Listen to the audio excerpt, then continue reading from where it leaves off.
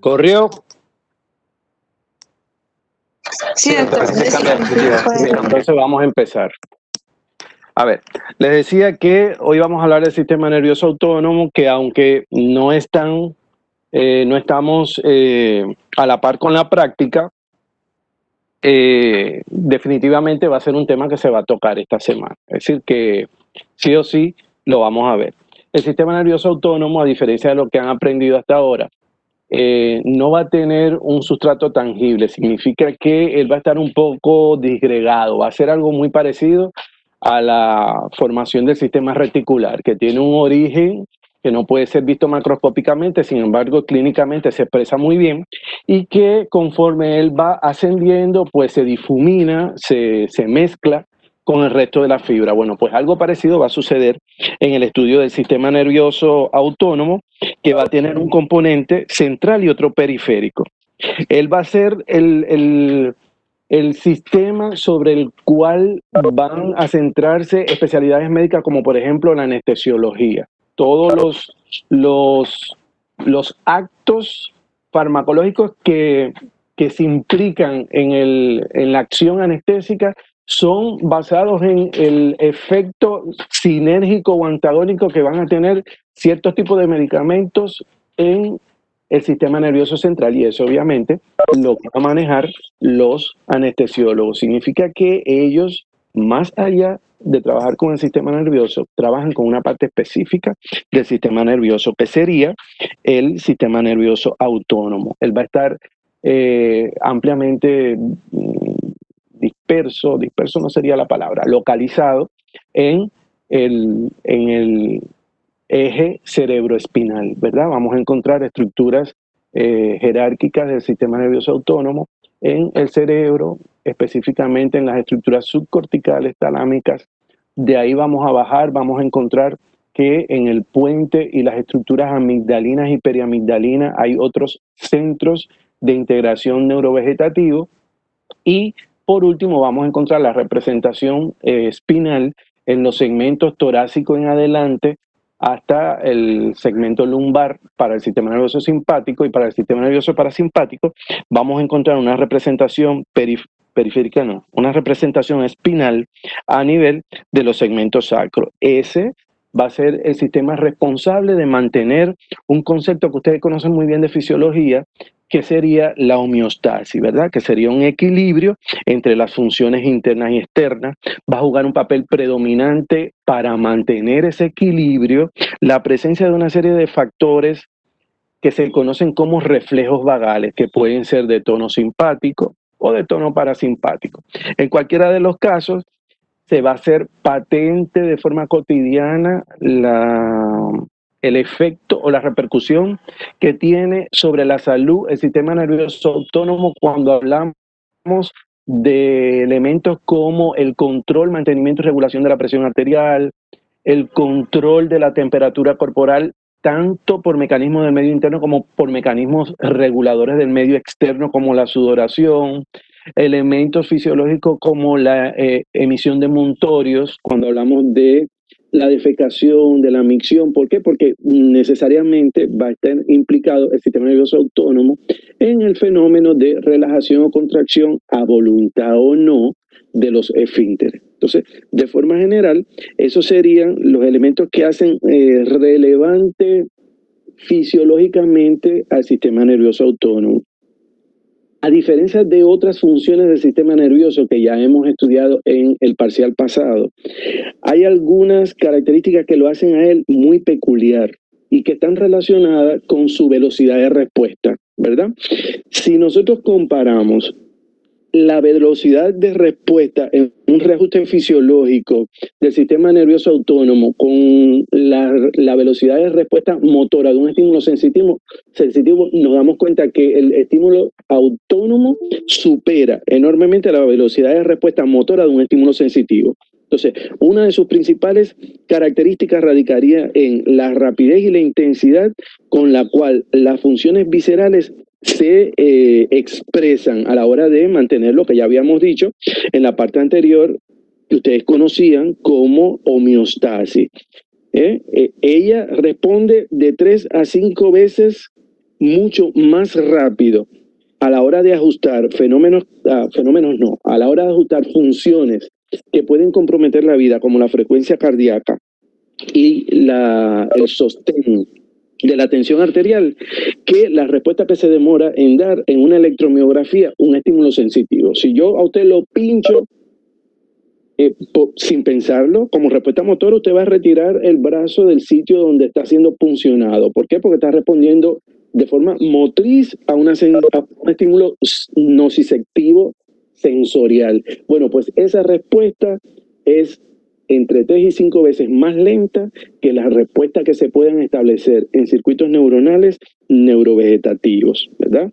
Es muy importante lo que les decía anteriormente, la aplicación que va a tener dentro de las especialidades clínicas el sistema nervioso vegetativo, cómo él va a constituir per se el desarrollo de una disciplina, ¿verdad? Que obviamente es relativamente novísima. ¿Por qué? Porque la anestesiología surgió tan solo a inicios del siglo pasado.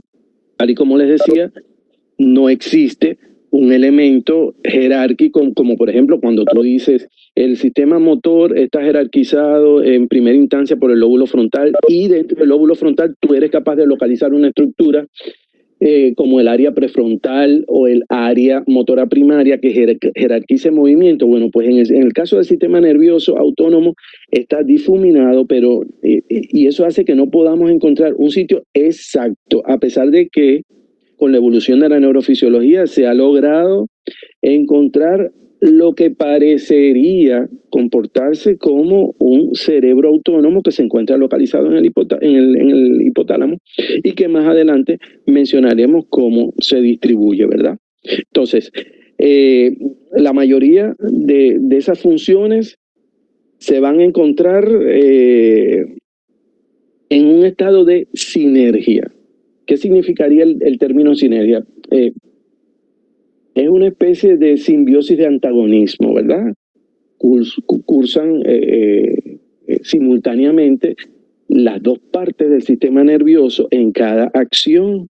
Y cuando una de ellas se desequilibra y prevalece en relación a la otra, entonces vamos a conocer lo que en clínica se maneja como tono simpático mimético, tono simpático lítico, tono parasimpático mimético o tono parasimpático lítico, que no sería más que la acentuación de un tipo o de un componente, no un tipo, una de las variantes del sistema nervioso autónomo en relación al otro.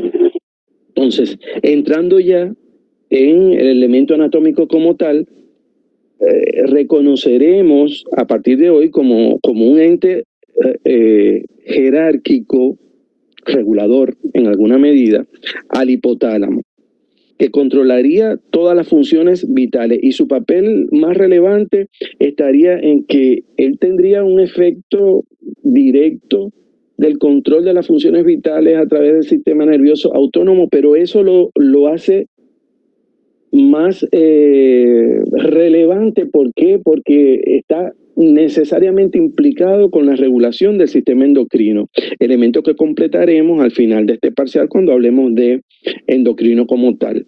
El sistema nervioso simpático como tal dentro del hipotálamo se va a encontrar representado o jerarquizado por el núcleo posterolateral, ¿verdad?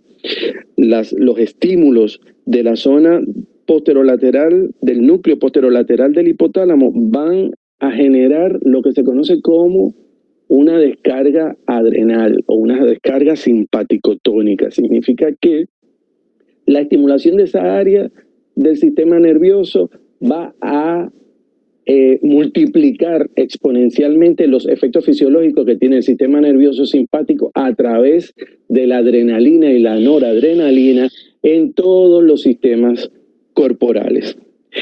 Si ya identificamos en el hipotálamo el núcleo posterolateral como el elemento controlador del aparato simpático, significa que debe existir en esa misma estructura un elemento homólogo, análogo para su contraparte, que sería el sistema nervioso parasimpático. En este caso no va a ser tan nuclear. Cuando digo nuclear estoy hablando de una estructura única, como en el caso simpático, ya que se va a encontrar compartida de alguna manera esa función parasimpática en el hipotálamo en un par de núcleos y no en uno, como sucede en el caso del simpático. En el caso del parasimpático serían los núcleos hipotalámicos mediales y anterior, ¿verdad? Entonces, hasta aquí sabemos ya todas las funciones y las aplicaciones del sistema nervioso autónomo en el desarrollo de la clínica y de la vida del paciente. Cómo él va a jugar un papel determinante en el equilibrio que fisiológicamente se conoce como homeostasis, que va a estar representado a lo largo de todo el eje cerebroespinal, un poco emparchado o en forma de mosaico. ¿Por qué? Porque no es continuo. Tampoco vamos a tener una estructura cortical que jerarquice sus funciones. Lo que más cerca de la estructura jerárquica del sistema nervioso autónomo tenemos estaría ubicado en estructuras subcorticales, en este caso específicamente en el diencéfalo, en el hipotálamo. ¿Cómo se comparte esa función jerárquica en el diencéfalo, en el hipotálamo? En tres estructuras fundamentales. Una para el sistema nervioso simpático, ¿verdad? Y dos, en los tres casos obviamente estamos haciendo alusión de núcleo, y dos, para el sistema nervioso parasimpático. En el caso del sistema nervioso parasimpático estaríamos hablando de los núcleos hipotalámicos medial y anterior. En el tronco encefálico y en la amígdala cerebelosa vamos a encontrar otras estructuras que van a jugar un papel determinante con relativa autonomía, insisto en el tema relativo, y ya vamos a ver por qué, en el control de funciones vitales. Ya a estas alturas, por lo que han visto ustedes de fisiología, saben perfectamente que allí en el tronco, fisiología y los pares craneales del parcial pasado, saben que allí en el tronco se encuentran los núcleos de estructuras vitales como el 10º par craneal, por ejemplo, que va a ser el representante autónomo parasimpático más grande que tiene el cuerpo y que va a jugar un papel determinante en el control de los tiempos inspiratorios, expiratorios, frecuencia respiratoria, frecuencia cardíaca, fracción de eyección y en consecuencia la fracción de perfusión. Significa que vamos viajando en sentido cefalocaudal y explorando las representaciones que tiene el sistema nervioso autónomo en el eje cerebroespinal. De ahí seguimos descendiendo. En el segmento cervical no vamos a encontrar estructuras anatómicas que compartan o que jueguen un papel importante en el desarrollo de las funciones autónomas. Entramos al tejido espinal en el segmento torácico hasta el lumbar 2, torácico 1 hasta el lumbar 2, y vamos a encontrar que en un núcleo que ustedes conocen muy bien, que le da aspecto característico a una de las astas de la médula espinal, vamos a encontrar la representación del sistema nervioso simpático a nivel de la médula espinal. Más abajo, finalizando en los segmentos sacros, vamos a encontrar entonces la contraparte o representación espinal del sistema nervioso parasimpático. Recordar que cuando hablábamos del el 10º par craneal, allá arriba, cuando estábamos en el tronco, estaríamos hablando de un núcleo específico que sería el núcleo del tracto solitario. Hay una integración allí en las funciones cardiorrespiratorias de otros pares, de otros núcleos de pares craneales que vamos a ver más adelante en el día de hoy. Hablemos un poquito del tema de la, déjeme ver cómo se pasa esto, de la clasificación general, ¿verdad? Él va a tener una clasificación que va a ser la que vamos a tomar nosotros en cuenta en la clase de hoy, porque estamos en morfomacro, pero no es la única clasificación, porque cuando entremos a ver el sistema nervioso autónomo en Morfomicro, vamos a hablar de otras clasificaciones que tienen implicaciones más farmacológicas que lo que vamos a hablar hoy, ¿verdad? Desde el punto de vista anatómico y fisiológico, él se clasifica en un componente central y un componente periférico. El central ya lo mencionamos ahorita, estaríamos haciendo alusión a las estructuras que se encuentran en el tálamo y en el tronco. Y el periférico se encontraría mucho más afuera, ¿verdad? No en la médula, sino afuera, en las estructuras que están en las cadenas ganglionares y paraganglionares que se encuentran ubicadas a ambos lados de la médula espinal. Eso desde el punto de vista anatómico funcional. Hay otra clasificación que sería la que tienen en pantalla ahorita, que nos hablaría de un componente sensitivo, de un componente motor, de un componente simpático, un componente parasimpático y un tercer componente que ya conocen de la primera clase de este semestre, cuando hablábamos de la tercera clasificación del sistema nervioso, que es el sistema nervioso entérico o mioentérico, que tiene absoluta independencia en relación a los otros componentes del sistema nervioso y la corteza cerebral, ¿verdad? Probablemente al final de la clase de hoy, cuando hablemos de algunos de los síndromes de mayor relevancia que no están en su libro de texto y que van a ser objeto de evaluación, vamos a poder ilustrar algunas situaciones en las cuales, con independencia segmentaria, se mantiene la actividad motora del sistema nervioso digestivo. Y bueno, espero que para cuando se incorporen en morfofisiopato y vean farmacología y no estemos en pandemia, puedan disfrutar de ese tipo de experimentos en los laboratorios de farmacología, que se hacen seccionando, descorticando una rana, ¿verdad? Uno le corta la médula, simula lo que se conoce como un shock medular y se experimenta con acetilcolina y se observa cómo hay independencia de la vía entérica. Se observa peristaltismo y toda una serie de fenómenos de huida que se conservan en un intestino sano. Entonces, ya vimos ya que hay una representación central y una periférica. La representación central es de la que he estado hablando la mayor parte del tiempo. La periférica la vamos a encontrar en la cadena simpática ganglionar, en los ganglios intramurales parasimpáticos.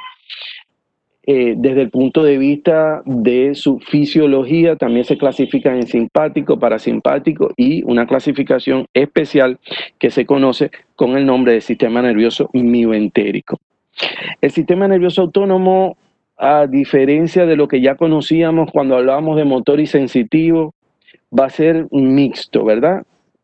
En primer parcial nosotros habíamos hablado de estructuras neurológicas puramente eferentes, estructuras neurológicas puramente aferentes, y recién cuando empezamos a hablar de algunos pares craneales, sobre todo los pares craneales bajos, entonces se esbozaban algunos conceptos que dejaban entrever que en algunas ocasiones una misma estructura podía ser un canal aferente y eferente. Bueno, pues algo parecido sucede con el sistema nervioso autónomo. El sistema nervioso autónomo es preponderantemente eferente, ¿verdad? A pesar de que su función aferente no está muy clara, sí se conoce por lo menos los rudimentos básicos, pero lo fundamental que lo caracteriza a él es la eferencia. Entonces, en relación a eso, vamos a ver cuáles son las características generales desde el punto de vista de las consideraciones anatómicas y funcionales que tiene el sistema nervioso autónomo periférico. ¿Ya? El sistema nervioso autónomo periférico va a constar de dos grupos o cadenas de neuronas, que serían las neuronas preganglionares y las neuronas postganglionares. No voy a entrar a hablar de las características fisiológicas de esas neuronas porque son objeto de estudio en Morfomicro, así como un amplio bagaje de neurotransmisores, receptores, sinergias farmacológicas que serán objeto de la próxima clase, porque pienso extenderme hoy en macro y micro y abarcar todo Génesis, perdón, todo autónomo. Y en la próxima clase de macro, entonces hablarle de lo que quede, de todo lo que llevaría autónomo en micro. Entonces habíamos dicho que el sistema autónomo periférico, cuando digo autónomo periférico, estoy incorporando macro y micro, simpático y parasimpático. Va a estar constituido por dos grupos de cadenas neuronales que están dentro de los ganglios, de las estructuras preganglionares y de las estructuras postganglionares. Su función no la vamos a repetir porque son todas las que ya mencionamos anteriormente. Vamos a entrar al desglose de las neuronas preganglionares parasimpáticas. Las neuronas preganglionares parasimpáticas siempre las vamos a encontrar en el tronco, donde específicamente en los núcleos que constituyen los elementos fundamentales en la anatomía del tercero, sexto, noveno y décimo par craneal, ¿verdad? De allí van a nacer fibras parasimpáticas preganglionares que generalmente distribuyen la mayor cantidad de su contenido, alrededor de un 75% dice la literatura, en el décimo par craneal, y el resto sale distribuido entre el tercero, el séptimo y el noveno par craneal. Estas serían los elementos que integran las neuronas parasimpáticas preganglionares. Hablemos ahora de las neuronas simpáticas preganglionares. Parasimpática en el tronco, en los núcleos del tercero, séptimo, noveno y décimo, y las neuronas simpáticas preganglionares serían las que están ubicadas entre el segmento torácico 1 y el segmento lumbar 2, dando aspecto característico a la médula como aprendieron en la práctica del parcial pasado, ubicándose en el asta lateral, ¿verdad? Las fibras de esas, o los axones más bien, no son las fibras, los axones de esas neuronas que se encuentran ubicadas en el lateral de la médula, entran en el tronco simpático, obviamente una vez que salen por la raíz anterior, y terminan en los ganglios paravertebrales y prevertebrales. Las células que se encuentran ubicadas allí tienen una característica especial en relación a su velocidad de respuesta, que va a estar de 2 a 2.5 veces por encima de las motoneuronas que salen junto con ella por la raíz anterior. Seguimos entonces. Doctor, disculpe, ¿podría repetir es que se me cayó el internet y no entendí muy bien. Desde las neuronas preganglionares simpáticas que usted dijo que estaban entre T1 y L2 en el asa lateral, y de ahí que salían de la raíz anterior, pero hasta ahí no me lo escuché. Salían por la raíz anterior. Recuerden que la raíz anterior es una raíz motora eminentemente, que tiene dos grandes diferencias con la raíz posterior. Una que no tiene ganglio y otra que es mucho más gruesa. ¿Ya? Entonces, por esa raíz salen axones motores y axones vegetativos, con la diferencia de que esos axones que cuando se reagrupan forman fibras vegetativas, van a tener una velocidad de respuesta de 2 a 2.5 veces más rápida que la velocidad de respuesta motora. ¿Ya? El otro elemento sería decirte que esas fibras que salen por allí son las encargadas de hacer sinapsis en los ganglios paravertebrales y prevertebrales. ¿Se entendió?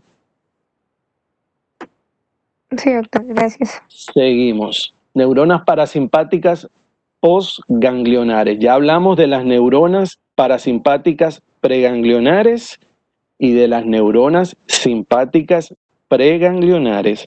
Ahora vamos a hablar de las neuronas parasimpáticas postganglionares, ¿verdad? Los cuerpos de esas neuronas se van a encontrar siempre en los ganglios intramurales. ¿Qué son los ganglios intramurales? Bueno, los ganglios que se encuentran en la vecindad de los órganos dianas o efectores para los cuales están preparados. Estos ganglios intramurales van a ser un primer sitio de referencia a la hora de hablar de estructuras anatómicas en el sistema nervioso mixta. ¿Por qué? Porque van a contener o van a ser sitio, en unos casos de relevo y en otros de paso, de fibras aferentes y eferentes, ¿verdad? Las fibras aferentes, que como toda fibra aferente, y aprendimos ya en el primer parcial, tienen que tener su origen en un receptor. Esas fibras que se originan en los receptores que están en las vísceras de la cavidad abdominal o de la cavidad torácica o de la pélvica, van a atravesar esos ganglios, pero no van a hacer relevo allí. Bien, en esos ganglios los que sí van a hacer relevo son las fibras eferentes. Bien, esos ganglios, al igual que la mayor parte del sistema nervioso autónomo, se van a especializar por el uso de la acetilcolina como neurotransmisor específico. Hablemos ahora de las características generales de las neuronas postganglionares. Las neuronas postganglionares simpáticas tienen su cuerpo en los ganglios del tronco simpáticos paravertebral, colateral y prevertebral. Van a tener la misma función de las neuronas parasimpáticas postganglionares. ¿Cuál? Un componente mixto, un componente mixto que va a ser atravesado por fibras aferentes que no hacen contacto allí. Es decir, contacto, cuando digo contacto me estoy refiriendo a estructuras de relevo, como una segunda o tercera neurona. No, simple y sencillamente el haz de fibras atraviesa por el interior del ganglio y continúa su retorno a las estructuras centrales. A diferencia de las neuronas parasimpáticas postganglionares, vamos a encontrar que las neuronas postganglionares simpáticas se van a especializar en el uso de noradrenalina, excepto en el caso de la glándula sudorípara, que va a seguir usando la acetilcolina.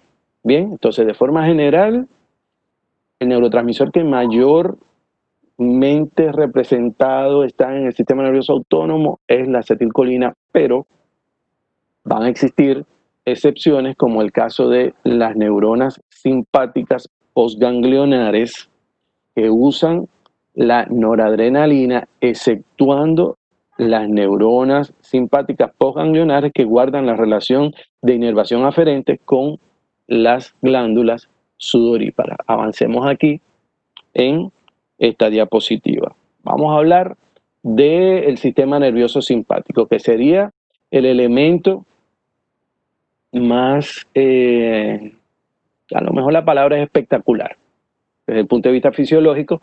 ¿Por qué? Porque el sistema nervioso simpático va a preparar el cuerpo para rendir, para optimizar, ¿verdad? Para responder ante situaciones de supervivencia. Generalmente bien representado, como habíamos dicho anteriormente, entre los segmentos torácico 1 y lumbar 2, ¿verdad? Desde allí nace la cadena simpática paravertebral y finalmente termina su recorrido en los órganos efectores. ¿Qué pasa con esas células que se encuentran, con esos cuerpos? Bueno, sí son células, con esos cuerpos neuronales que se encuentran en las astas laterales desde los segmentos torácicos hasta el segmento lumbar. Ya vimos ya una parte, ¿no? Que abandonan la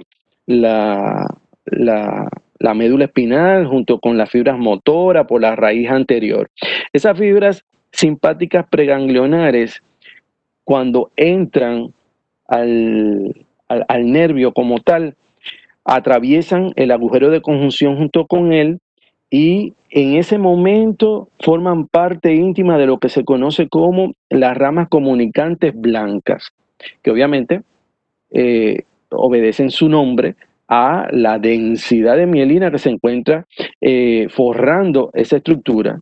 Obviamente eso no determina, pero influye bastante en el hecho de que la velocidad de respuesta sea mucho más alta, por lo que ya ustedes conocen de histogénesis del primer parcial, en los cuales hay una máxima, una regla que nos dice que mientras más ancha, mayor diámetro, ¿sí?, tenga la estructura nerviosa, bueno, pues más rápido va a conducir el impulso. ¿Por qué?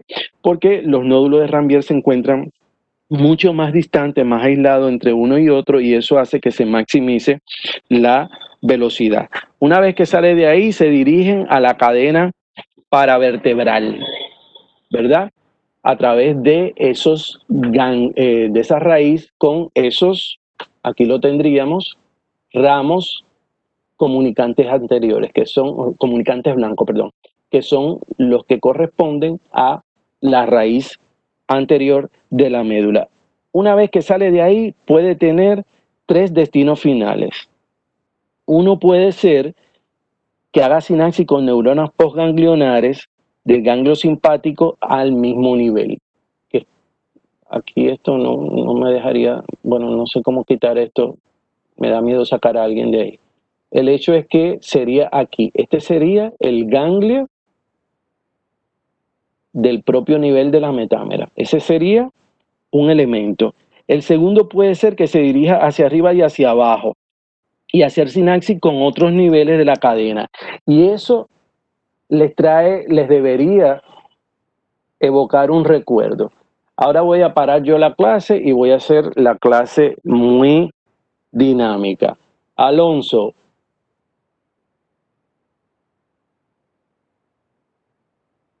El joven Alonso, por favor.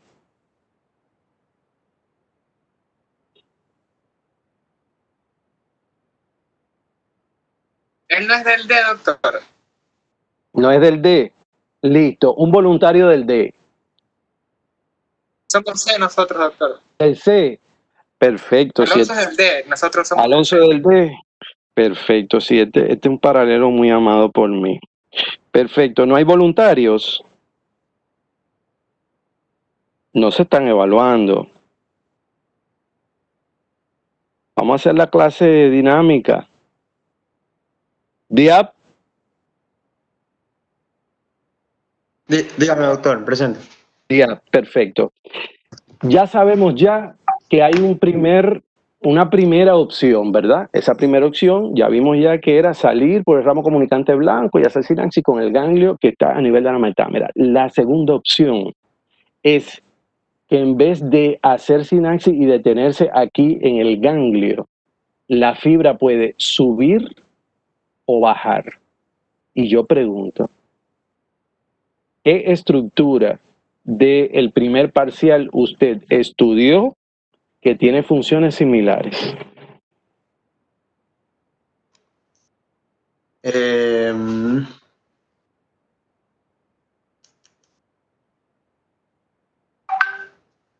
Uy, eso se escuchó intenso, mucho tiempo de reacción. En fin, vamos a desestimar el clip. Recuerden que cuando estábamos en el primer parcial y estudiábamos las vías sensitivas, aquí donde está la flechita, recuerden que se ubica el fascículo de Lissauer, ¿verdad?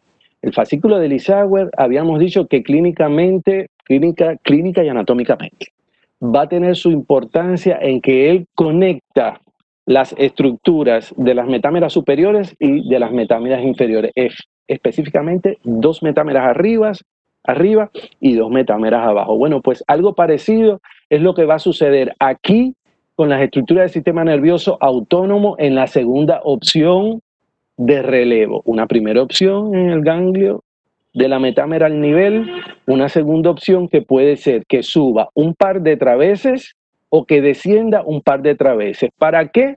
Para hacer contacto con el núcleo. La reunión termina en 5 minutos.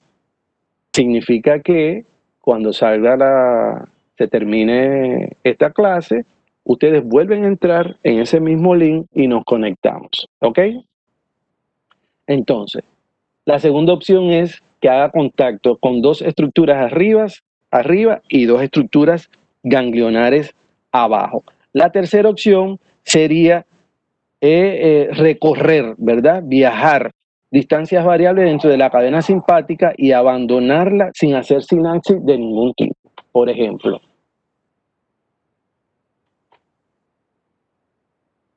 sería aquí. Recorre distancias variables a lo largo, puede ser que la abandone, ¿verdad? Puede ser que la abandone sin hacer sinapsis con ningún otro tipo de estructuras neurológicas. Entonces, hasta este momento sabemos ya que las estructuras del sistema nervioso simpático a nivel medular van a estar ubicadas entre T1 y L2, que su miren, aquí tenemos el primer elemento del sistema nervioso simpático, no me había dado cuenta en esta diapositiva. La primera neurona, como habíamos mencionado anteriormente, está en el núcleo posterolateral del hipotálamo. La segunda neurona la vamos a encontrar desde T1 hasta L3.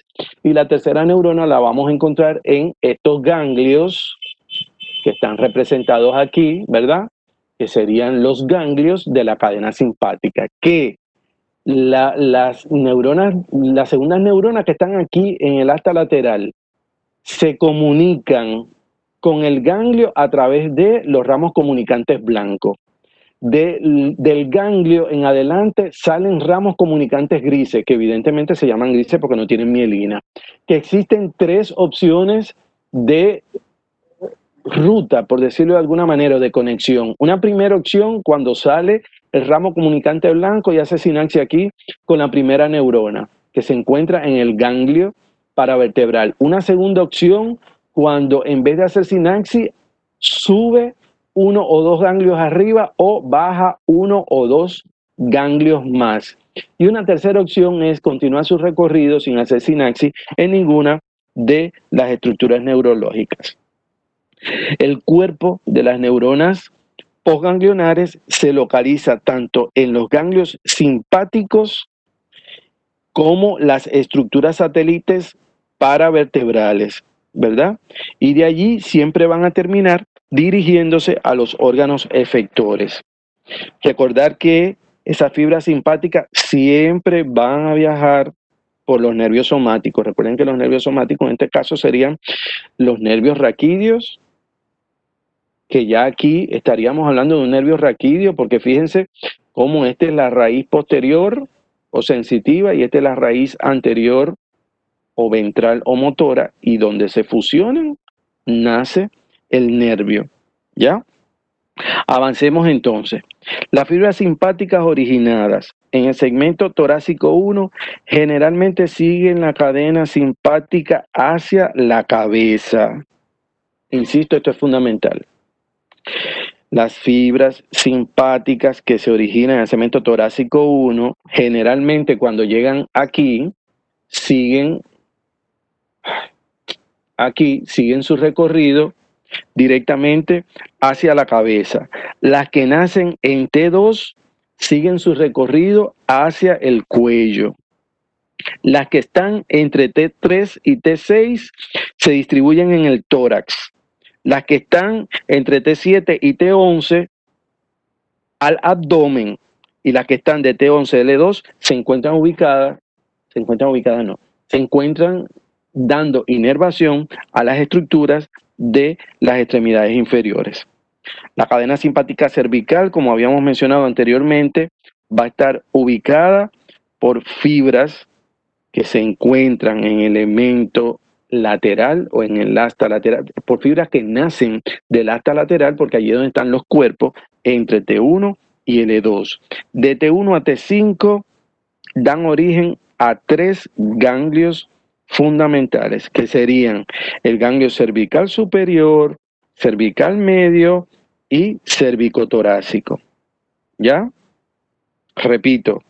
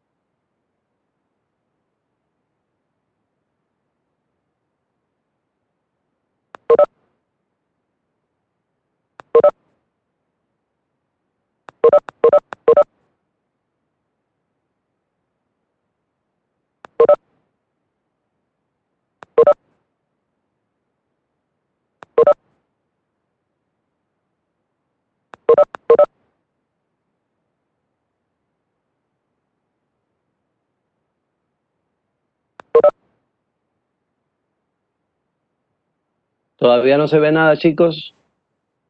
No, todavía no. No, doctor. Bueno, Vemos grijo. sí, vamos a intentar que yo recuerde cómo se comparte. Vamos a ver.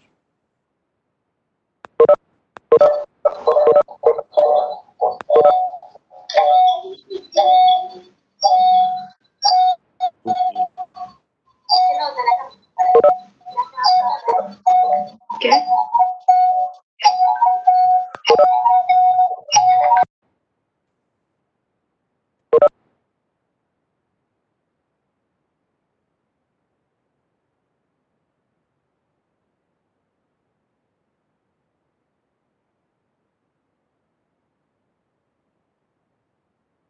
Doctor, entonces hoy veremos macro, ¿verdad?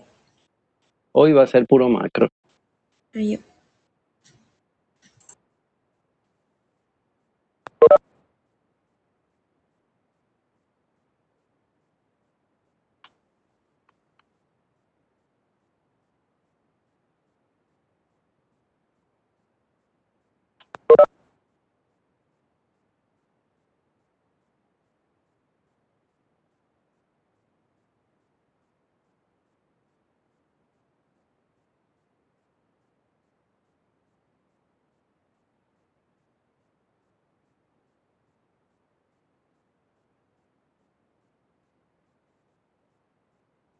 Voy a buscar ayuda, ya vengo.